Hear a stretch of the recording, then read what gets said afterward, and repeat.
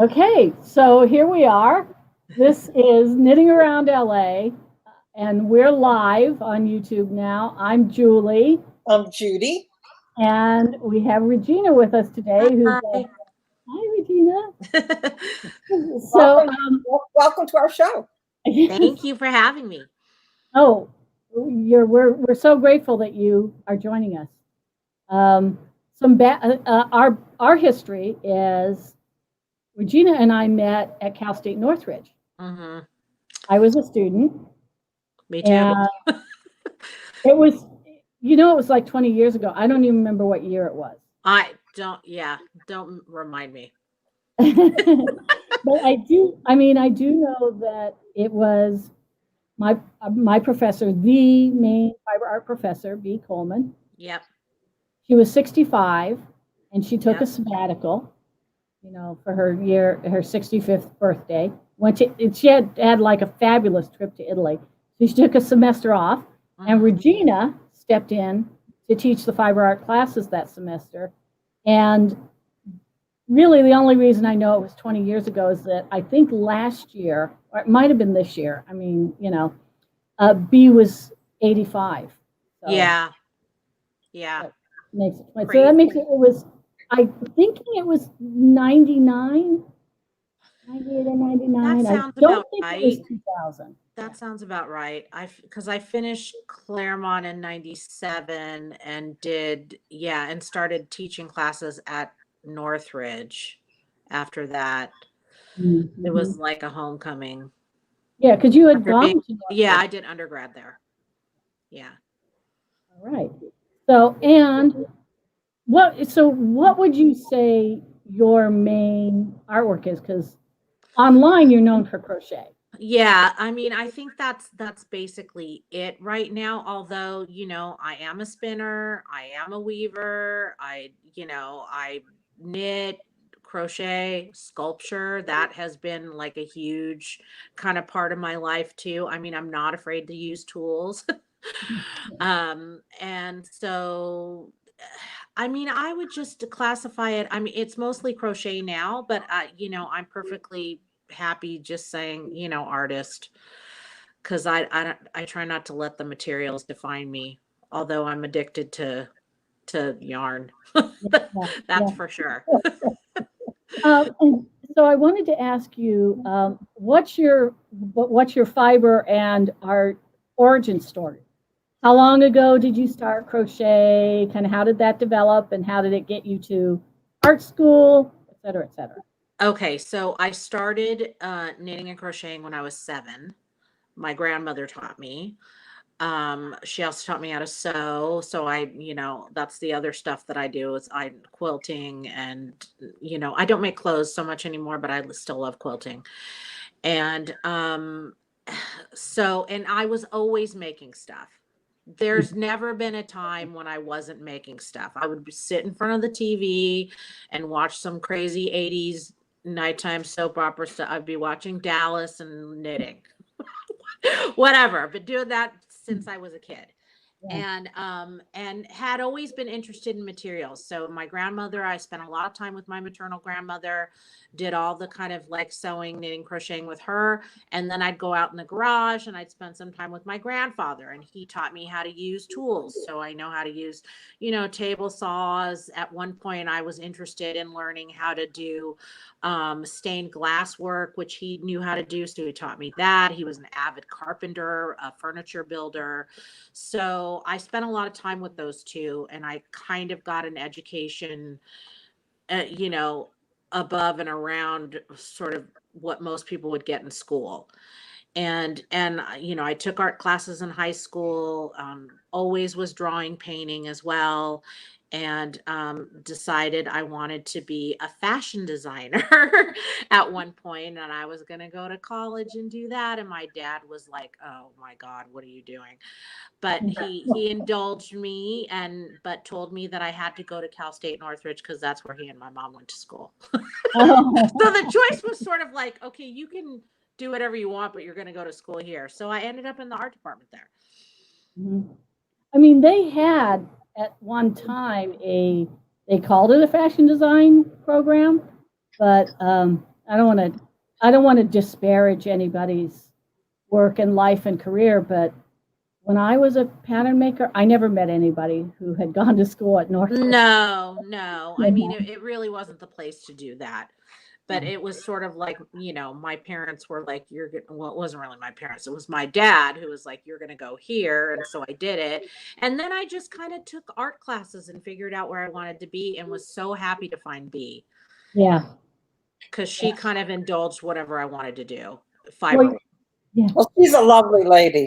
Yeah. Yeah. I mean, that's what B's program kind of was like, And then did you go straight from Northridge to graduate school? I took a year off and I worked. And then I went to graduate. I also had a baby my last year of undergrad. So I took a year off. And then when my child was 2, ended up at Claremont. And it was interesting that I ended up there because that is known, and it still is kind of known for being an abstract painting school. And so here I was with all my bags of stuff. And they let me in, and I was sort of like, okay, well, let's just do this. And so I was surrounded by a bunch of abstract painters and who are still my friends today, and a couple of sculptors who are still my friends today. And Claremont was a great environment for me. Because again, they were sort of like, okay, you're totally different than what we usually have here, and we'll let you do your own thing. And they did. So that was kind of cool. Yeah. So, all right. And now, Monster Crochet, when did Monster Crochet get started? 2005. Oh, okay. And let me see. A while ago now. And you said Monster Crochet still exists? It does. I don't post on the blog anymore, but it's still there, monstercrochet.blogspot.com. And it's linked. I linked to it on Common Materials. Oh, okay. So and a lot of the patterns up until this year still had that header on it. So even though I stopped posting on the blog, I still had a pretty robust following on social media, and I still have a Ravelry store that's Monster Crochet, and still have my Etsy store, Monster Crochet, and now I'm morphing into Common Materials. Oh, okay. So I want to, I want to take a look at some of your stuff, but take a look at Common Materials, and let's do this.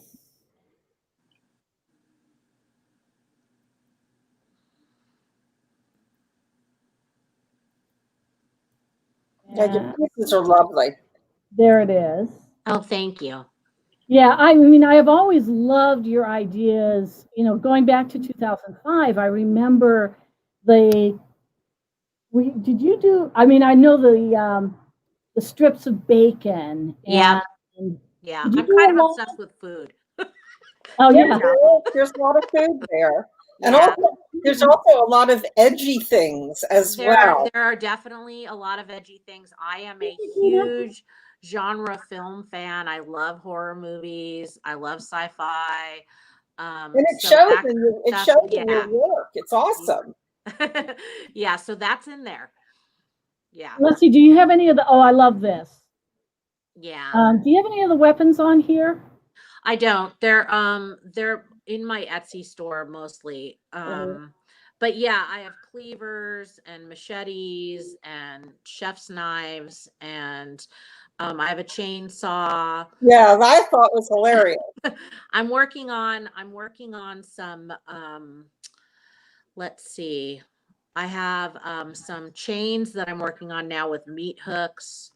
So I'm kind of for how. Okay, so you know what I wanted to ask you. This has kind of I've gotten into in the last year, a podcast called My Favorite Murder. Have you heard of it? Yes.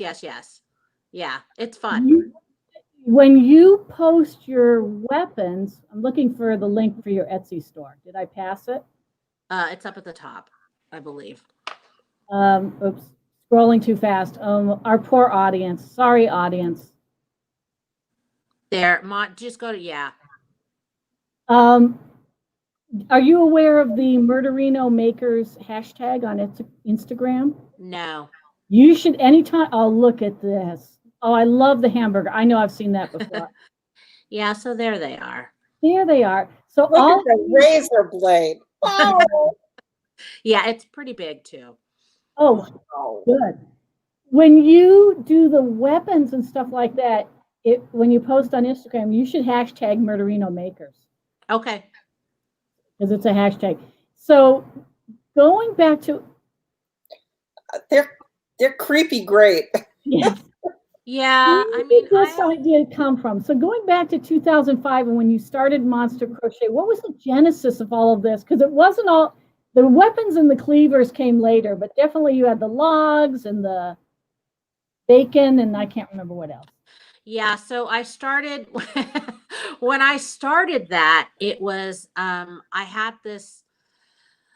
had these crazy crocheted vegetables that I actually bought on I don't know, eBay or Etsy. Some person spent his time making crocheted vegetables, play food.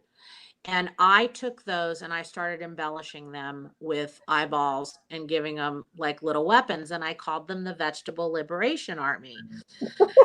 And and I had little stories for all of them. It was like I was playing dolls.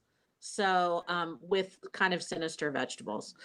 And so that just kind of grew and I was overwhelmed by the sense that people A wanted to look at it, B were interested in it, and C wanted more.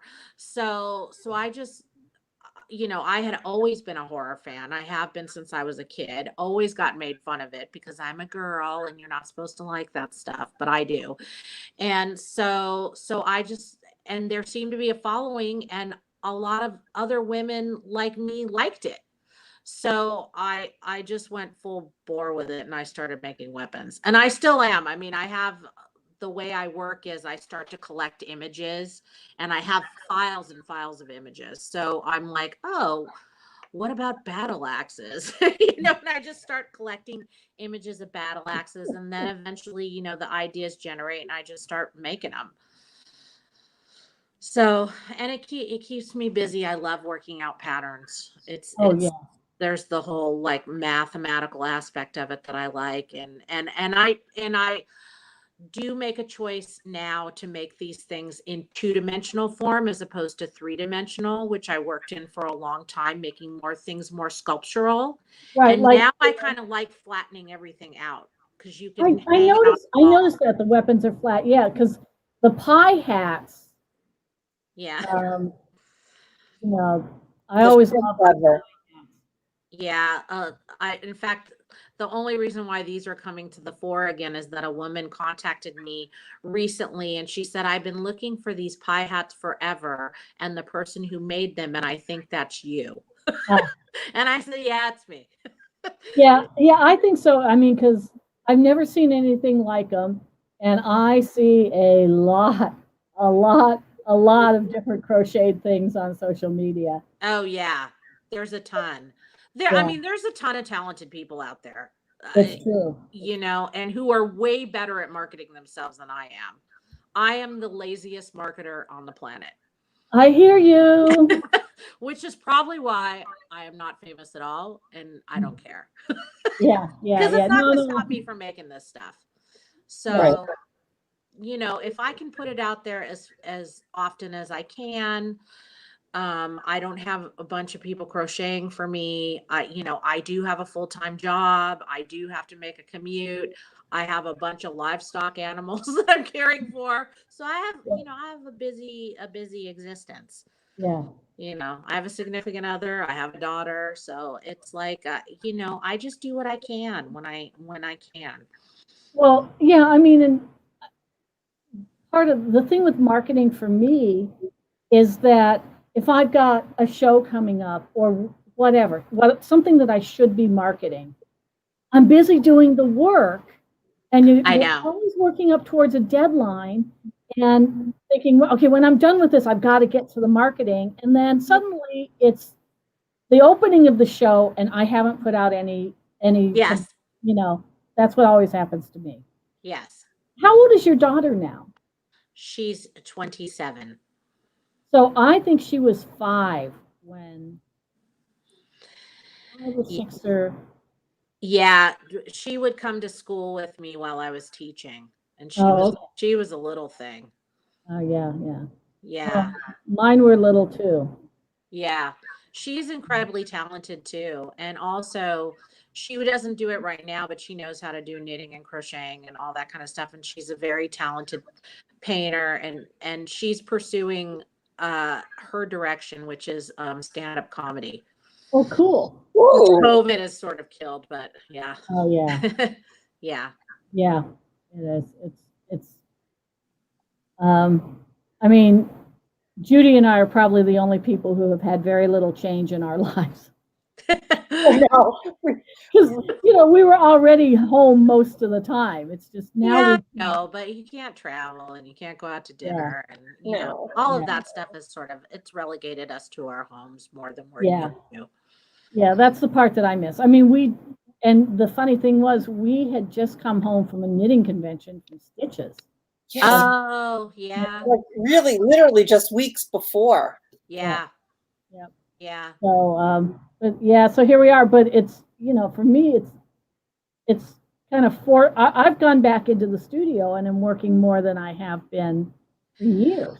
Yeah, I'm working a lot too. Even though I'm at the office, I still there's a lot of time for me to think, which I didn't have before because people were popping in and out of my door, and I just don't have that now. Yeah. So I'm Oh, in so the you office can in solitary. take notes on crochet instructions. Yes. I do. Yeah. Yep. What? There you go. So give us some technical information. What size is? And so is this what we think of as crochet cotton that you're using? Yeah, so this is thread. I generally work in either pearl cotton, like DMC pearl cotton size 8, and or I work in a size 10 thread. And can I say my favorite thread? Sure. Okay, so I use Lisbeth thread, and I get that from Handy Hands Tatting, and I love them, and they have wonderful colors, which is the nachos that are I up know. here Look right at the now. range of colors. Yeah. So they have lovely stuff. I tend to use smaller yarns. I like lace weight. I like DK is about as high as I go at this point. I'm not a big fan of chunky monkey knitting yarns. I love them. I love the way they look, but it's just not my style. Right. And so when I make things, it tends to be, I like detail. What size hook is this? It's a steel hook. It's a 1.5 millimeter hook. If I'm using an 8, I use a 1.0 millimeter hook. So it's teeny tines. Yeah. I mean, that's smaller than I own. But this is my grandmother made a lot of doilies. Yes. And that's the size and the gauge of doilies. Yes. And it's funny because that's what my grandmother started to teach me how to make as a 7-year-old. And so I just was, okay, this is what you use. And only later did I sort of size up and down. And I just have found myself back here in this teeny tiny realm of thread and a hook that you can't see without a microscope. But I like it. It just does it for me. So, and I know this was new. I saw you posted that recently. Yeah. At one time you were selling patterns for things. Are you still selling patterns? Oh, yeah. Yeah. And the finished objects. Yeah. Because when I pattern test something, I pattern test it a half a dozen times at least. So that's why it takes me so long to release a new pattern, because I am just petrified of releasing something with mistakes. Mm-hmm. When I first started doing this, I was less careful when I released a pattern. I just, I trusted myself more. I don't trust myself more anymore. I'm older. It's like, I just want it to be perfect. So I do pattern test things at least a half a dozen times. And so I have I have several, you know, things that I just don't need 6 or 7 of those Yeah. of that particular item. So I list those for sale too. But my main bread and butter is creating that pattern for people. And I'm very old school when I do this. I don't, there's a lot of people who release patterns who, when you start reading them, I realize that they're teaching you how to make that stitch in the pattern. Yeah. So I'm cognizant of technical writing, and I don't say yarn over, stick your, stick your hook in and pick up a loop and you've created a, Yeah. a single crochet. I'm expecting you to kind of know those things. And I state that. Oh, yeah. Well, yeah. Oh, that's only fair. That's only fair. Yeah. But so you don't use, have you ever used pattern testers to, other people? I have in the past. If something is complicated enough and I need somebody to read through it and so that they can tell me that they understand what I'm saying.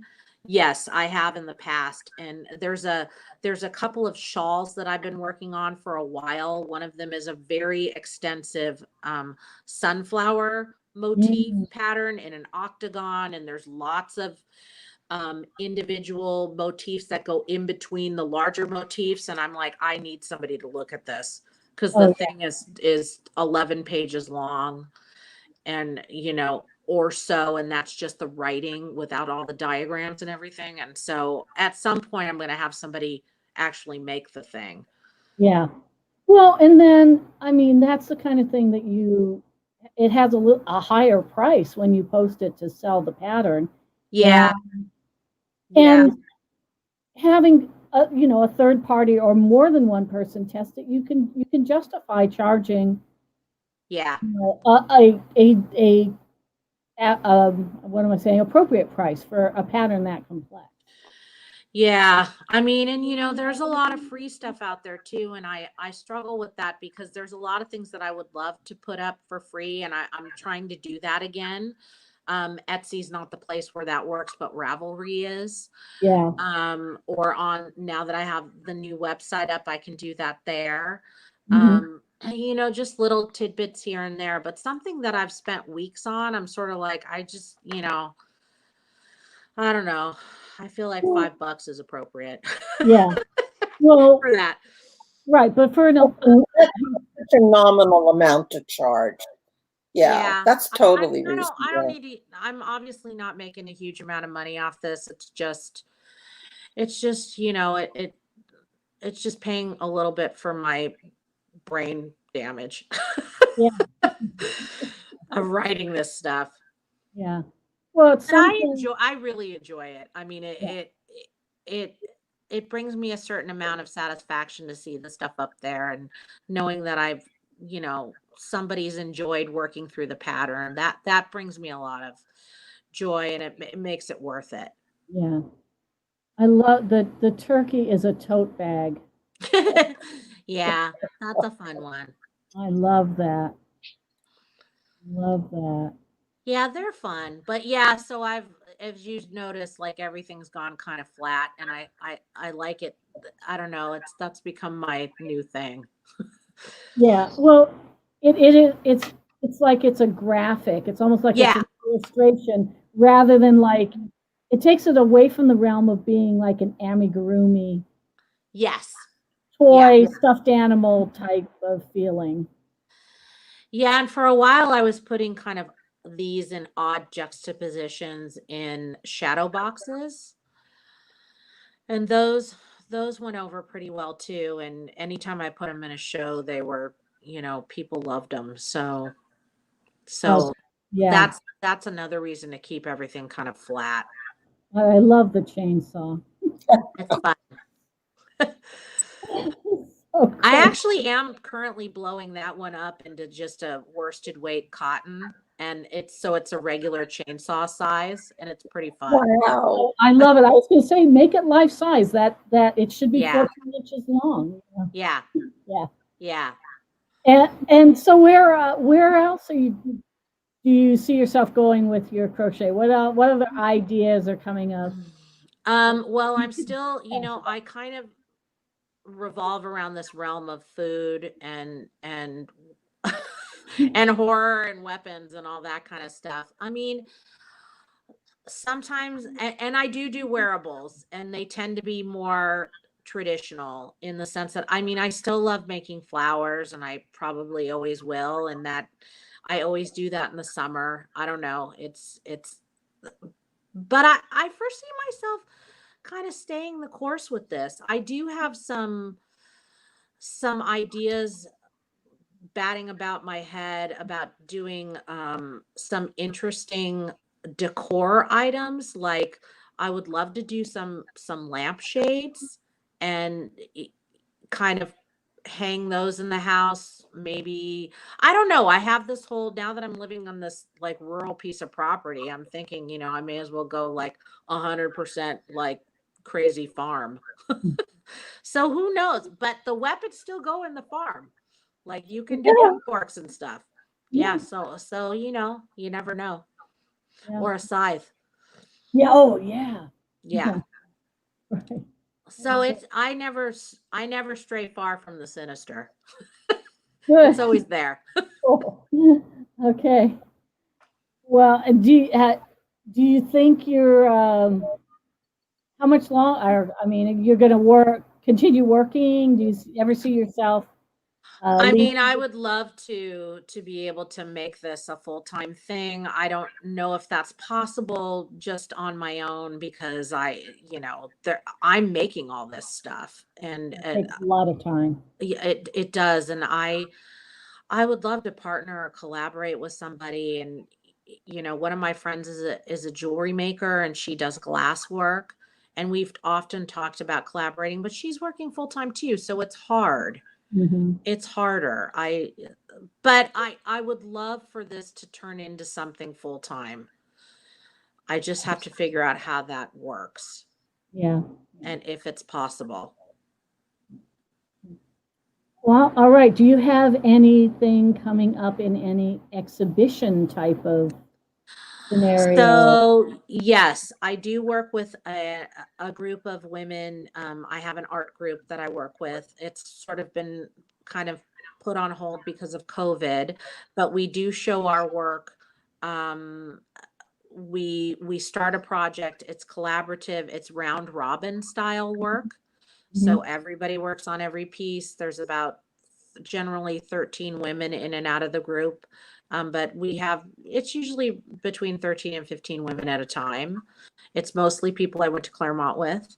And we do show our work, and we are currently working on a project. And I'm hoping after, galleries open again, we will have something in a gallery. We recently had a show in, I want to say March, just before everything shut down.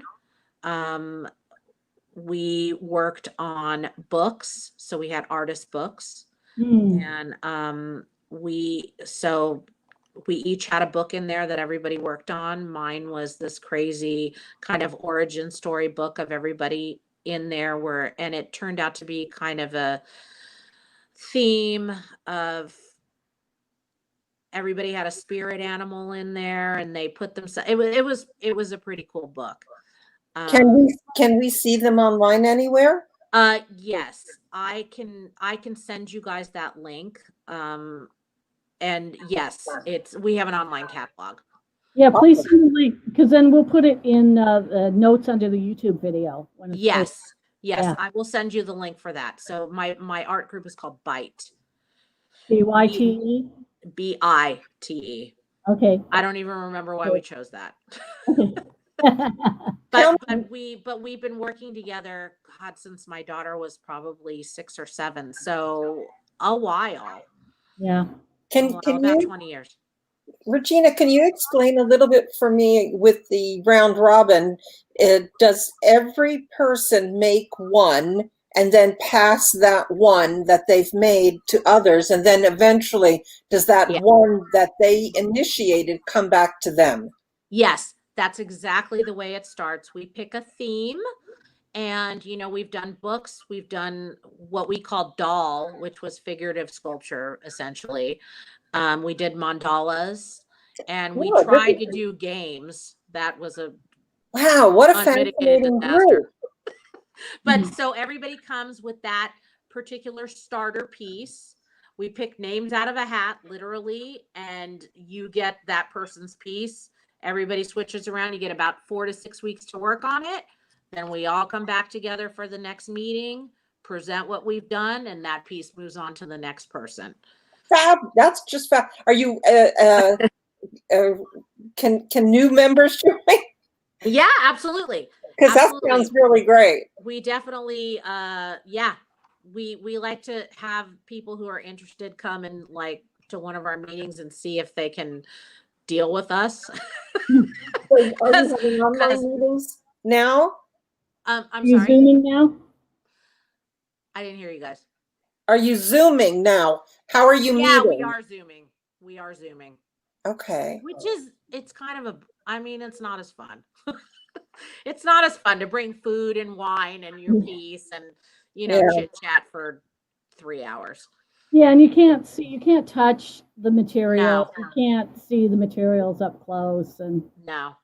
So it sounds like that group is a very mixed media kind of group. It is. And we all kind of push ourselves out of our boundaries. So I do crochet for some of the pieces, but not always. I do painting, I'll make sculpture, you know, whatever kind of the piece entails or wants it when I get it.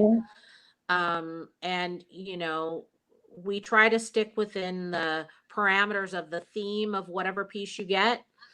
And you know, and it's an experiment time. So when you get that piece, it's like, you know, go for broke, use something you haven't used before. But we're all pretty familiar with one another's work in the group. We have an interesting combination of people, from photographers to painters, like strictly painters, to sculptors, to a garden designer. So it's an interesting mix of people and skill sets. So the work that ends up must be really fascinating. It is. It's very interesting. And so I will for sure send you a link to the site so you can kind of look through what we've Oh done. yeah, I want to see it. yeah, we would love Yeah, that. and some of these things get to be installations. So when we install a show, yeah, it's That's walls, cool. floor, ceiling, video. That's It's great. fun. Yeah, Yeah. it's fun. Yeah, that's Yeah. cool. Yeah. All right. Judy, do you have any more questions? Because I've done most of the talking. Well, I mean, I'm thoroughly engaged in the work. I love it. I love Thank I love you. I love your edginess. You know, I mean, I'm a big from the time I was a child, a really big horror and sci-fi fan as Yeah. well. And I mean, I just and I love a lot of the goth stuff. So, you know, Yeah. Me seeing, too. yeah, I mean, I saw it and I was like, oh my God. I mean, I just flipped out when I saw the razor blade. I was like, ah, that is so great. That is just Yeah. terrific. Thank you. You know, Yeah, yeah, it's fun. I have fun. I make myself laugh, and that's important. yeah. There's a lot of things that you can't laugh at nowadays. Oh my God. I mean, and then you know what's wonderful? They're not threatening. So you're creating these works that are really in their true functional state. They're fright They're inducing, dangerous. and they're dangerous, and they're harmful, and they're meant to create or inflict harm. So then when Right. you translate that to fiber, you're taking that element of actual fear. You know, Yeah. it's gonna decapitate me. You know, that's not there anymore. But Right. the essence of the image is there. So Right. it's a great play in your head about what you see and what the object was, and that you did that, and it's Yeah. fabulous. I love them. Thank you. Yeah, I take the power over the item. Yeah. Yeah. Well, it's almost like doing something in animation or comic book form. It takes it out of the, it takes it away from such reality. You could have blood dripping off of your knives and stuff, and it wouldn't look as gory as if it was in any other medium. Exactly. Because it is kind of like, yeah, it's like animation or a comic book. And Oh, they're great. I mean, I totally love them. And, you know, you capture, because of I think the scale, the size of the yarn and you know, how you crochet them, you capture the essence of the real object. It's, you know, you're true to form for its shape. So it's important to me that they look realistic. Yeah, and they do. So you know, that is like, you would lose that if you tried it with, like you said, you know, a chunky yarn. I mean, like, oh, come on. It would become comical where you're not looking for that. So the pieces that you make they're double-edged. Yeah, there you go. You know, I mean, they're no just pun intended. Yeah. I love them. Pun entirely intended. Oh yeah. Well, yeah. Yeah, the font. I mean, the font is like you're working with smaller pixels because it's always a pixelated medium, and but also that cotton, the shininess of it, helps with the blades and the things that are supposed to be steel. So it really works well. And I'm pretty loyal to what threads and yarns I use. I sort of get stuck in a rut. It's like I like the DMC. I like Lisbeth. You know, the same thing with yarns. I love Noro.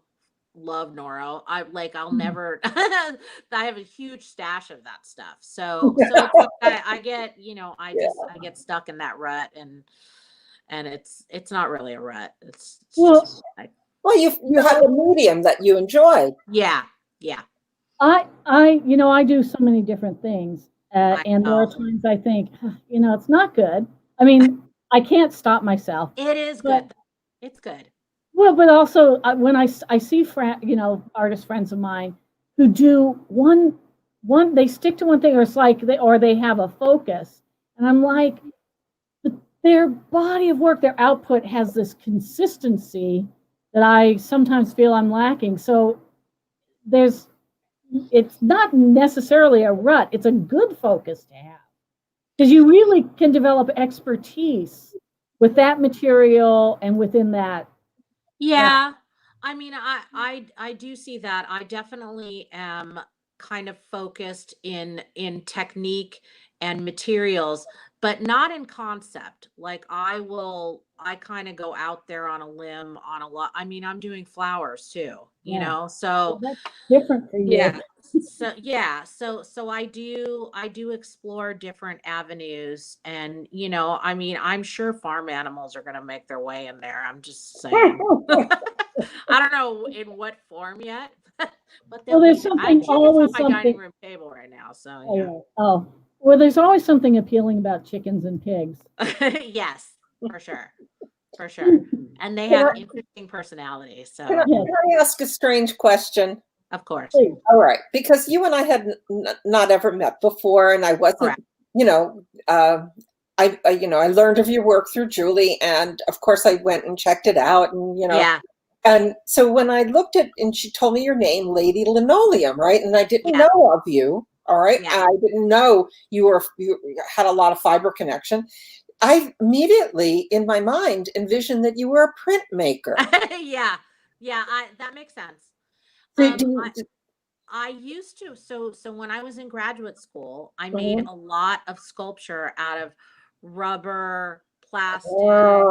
Yeah, so that's kind of where that came from, the origins of that. It just made sense to me, and there was an alliteration, which I like. So I was expecting, because I love printmaking. And I wow. But I like it. Yeah. It's such a cool medium. But yeah, no, it's because I made sculptures out of all this, you know, toxic stuff. Now it makes sense. All right. Now I get it. Yeah. Yeah. Oh, cool. So I don't know. I think we could wrap it up now. This has been great. Well, thank you guys. Thank you for letting me ramble. Fun. Thanks for joining us, Regina. It was great to catch up with you. I mean, you know. Yeah. It's nice. I take it you probably don't have your loom set up, or do you have your loom set up? Not yet, but I will. I will. In fact, we're gonna build a studio on the property. So Good, good, good. Will the Yeah. chickens be allowed in? if they're good. I mean, they're in my dining room right now, so I have 5 in the coop, but But they're small. They're small. Well, they're tweens.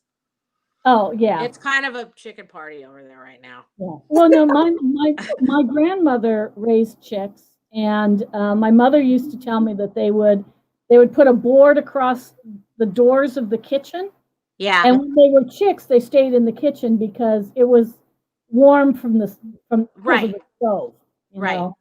Right. And it's kind of how they got through the Depression. They had a garden in their front yard, and they raised their own chicks, and they sold vegetables, and Yep. you know. Yep. That's So, my dream. chickens in the kitchen sounds normal to me. And they don't really venture off the dining room table. It's Oh. very strange to me. They're very they're in this little chicken mafia up there, and they do their thing. And they're flighted, so they can go if they wanted to, but they don't. Oh, well, maybe when they get bigger, they'll want to fly the coop when they're bigger. No, I don't think. No, they go back and forth from tub to tub and do their thing, and they roost on the side of the tub. And I don't know. I think there's lots of activity, so I think that they're engaged. Yeah, well, they must think, hey, we must be important if we have the kitchen table all together. That's right. Right. Yeah. Yeah. They're adorable, though. Well, okay. So, and the pig, how old is the pig? Because She's seems 3 years small. old, and we adopted her from another couple who decided they were sick of the farm life, and they moved to a house with a pool and landscaping. So we have the pig now, and she's very sweet, and she sleeps. We have 12 citrus trees, so she picks a tree to sit under, and she's got a kiddie pool, and she's very insistent about when she gets fed, and she's lovely. She was a good addition to our household. Cool. And my Chihuahua thinks she's a big fat dog and stays away from her. Oh, Oh, yeah. So I would love that life if someone else would do all the work of caring for the animals. Yeah, it takes some time. Yeah. It does take time. It's because they're a lot of work. They are a lot of work. You could have, it's enough property. You could have the house, but in a swimming pool, a little bit of landscaping, and rent the farm part out to somebody who wants to work the farm. There you go. There you go. So I'm perfectly happy in the suburbs. I'm like, this is fine for me. I get it. I totally get it. So, very good. So definitely send me that link, and I'll put it in the show notes that are, in some sort of down bar. And here's where we need to ask everybody who's watching to like and subscribe and sign up for notifications so that the next time we do this, you'll get a notification. And Judy and I we promise to do this again. At this point, I don't think we can promise to do it regularly because we don't do anything regularly. No, that's my motto. We don't do anything regularly. Yeah, that's for sure. Yeah. Okay, so I'll see you on the social medias. Yeah. Good luck with everything. Wonderful meeting you, Judy. Oh, my lights just went out. Woo. Oh. Well, it was entirely my pleasure, Regina. You're a delight. I love your work. I love your ethics. I love, and I love that you have that mixed media group. Yeah. Might want to drop in. Let's stay in touch. All right. Sounds good. Yeah. All right. So let's give each other an air. Thanks, you guys. Lovely seeing you. Bye. Bye.